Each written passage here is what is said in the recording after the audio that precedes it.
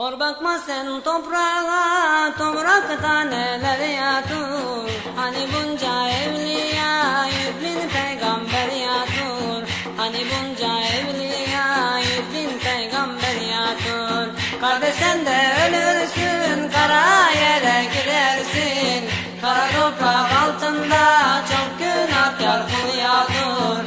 Kara toprak altında çok günahkar kul yatır.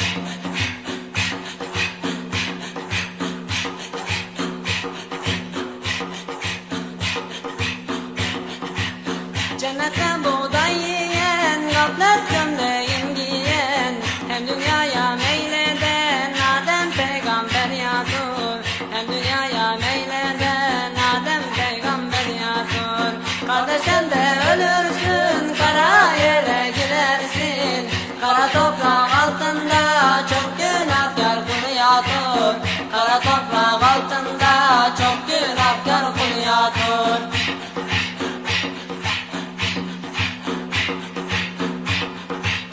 Arkasına kum çeken, gözyaşıyla yoğuran, Kabe'ye bina kuran, halini İbrahim yatır. Kabe'ye bina kuran, halini İbrahim yatır. Kardeş sen de ölürsün, kara